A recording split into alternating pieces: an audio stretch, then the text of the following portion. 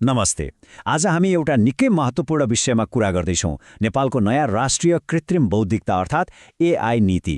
यसलाई देशको डिजिटल भविष्यको एउटा खाका वा ब्लुप्रिन्टको रूपमा हेरिएको छ। यो प्रश्न सुन्दा प्राविधिक लाग्न सक्छ, तर यो त हाम्रो समाजको भविष्यसँग सिधै जोडिएको छ। आउनुहोस्, यो नीतिले यसको जवाफ कसरी दिन्छ त्यसबारे गहिरिएर हेरौँ। ल, सुरु गरौँ पहिलो खण्डबाट। आखिर यो नीति किन चाहियो, कुन सन्दर्भमा आयो, यही कुरा बुझौँ। कुनै पनि नीति बन्नुको पछाडि दुईटा कुरा हुन्छन्। कि त कुनै चुनौतीलाई सामना गर्नु छ, कि त कुनै अवसरलाई समात्नु छ। नेपालको एआई नीतिको हकमा यो दुवै कुरा लागू हुन्छन्। एकातिर हामीसँग तथ्याङ्कको कमी, पूर्वाधारको अभाव जस्ता समस्याहरू छन्, तर अर्कोतिर हेर्ने हो भने यही एआई प्रविधिले विकासमा छलाङ मार्ने एउटा सुनौलो अवसर पनि दिएको छ। सोच्नुहोस् त, एआईले कृषि उत्पादन बढाउन वा स्वास्थ्य सेवालाई दूरदराजसम्म पुर्याउन कति मद्दत गर्न सक्छ। यही सम्भावनालाई वास्तविकतामा बदल्न यो नीति ल्याइएको हो। सरल भाषामा भन्नुपर्दा राष्ट्रिय एआई नीति भनेको ती चुनौतीहरूलाई पञ्चाएर अवसरहरूलाई अँगाल्ने एउटा सरकारी रणनीति हो, जसले एआईलाई राष्ट्रिय विकासको लक्ष्यमा जोड्ने काम गर्छ। ल, नीति त बन्यो, तर यसको सपना कस्तो छ त? के लक्ष्य राखेको छ? अब दोस्रो खण्डमा यही कुरा हेरौँ। यो नीतिको आधिकारिक दूरदृष्टिले नै धेरै कुरा बोल्छ। यसले प्रविधिलाई होइन, मानिसलाई केन्द्रमा राखेको छ। प्रविधिको प्रयोग नैतिक हुनुपर्छ र त्यसले समृद्धि ल्याउनुपर्छ भन्ने कुरामा जोड दिएको छ। तर यस्ता राम्रा कुराहरू त सपना जस्ता सुनिन्छन्, होइन र? महत्त्वपूर्ण कुरा के हो भने, के यी सपनालाई अङ्कमा नाप्न सकिन्छ?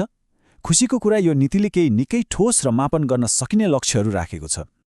पहिलो लक्ष्यले त सिधै देशको अर्थतन्त्रलाई छुन्छ। लक्ष्य छ एआईको मद्दतले सूचना प्रविधि क्षेत्रको कुल गार्हस्थ्य उत्पादन अर्थात् जीडीपीमा थप 1%ले योगदान पुर्याउने। यो सुन्दा सानो लागे पनि देशको अर्थतन्त्रमा यसले अर्बौंको फरक पार्न सक्छ। दोस्रो लक्ष्य, र सायद सबैभन्दा महत्त्वपूर्ण, मानिसमा लगानी गर्ने हो। 5 वर्षभित्र एआई क्षेत्रमा 5000 नयाँ दक्ष रोजगारीहरू सृजना गर्ने। यसले हाम्रा युवाहरूलाई देशमै बसेर भविष्य बनाउने एउटा ठूलो अवसर दिन सक्छ। र तेस्रो लक्ष्यले नेपालको महत्त्वाकांक्षालाई विश्व मञ्चमा राख्छ। विश्वव्यापी एआई तत्परता सूचकाङ्कमा नेपाललाई शीर्ष 50 देशको सूचीमा पुर्याउने। यसको सिधा अर्थ हो, हामी अब केवल प्रविधि प्रयोग गर्ने मात्रै होइन, विश्वसँग प्रतिस्पर्धा गर्ने खेलाडी बन्न खोज्दैछौँ। लह, सपना र लक्ष्य त ठूलै छन्, तर त्यहाँसम्म पुग्ने बाटो के त? अब हामी यो विश्लेषणको सबैभन्दा महत्त्वपूर्ण खण्डमा प्रवेश गर्दैछौँ, जहाँ हामी यो नीति कसरी कार्यान्वयन हुन्छ भन्ने बारे बुझ्नेछौँ। यो नीतिले आफ्नो दूरदृष्टिलाई वास्तविकतामा बदल्न एउटा 3 चरणको अथवा भनौँ 3 स्तम्भको बलियो योजना बनाएको छ। पहिलो, जग निर्माण गर्ने। दोस्रो, राष्ट्रिय क्षमता विकास गर्ने। र तेस्रो, आर्थिक र सामाजिक विकासलाई गति दिने। पहिलो स्तम्भ भनेको घर बनाउनुअघि जग खने जस्तै हो।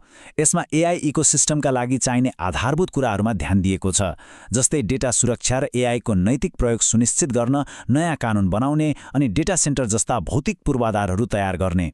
दोस्रो स्तम्भ पूर्ण रूपमा हामीमा अर्थात् मानव क्षमता विकासमा केन्द्रित छ।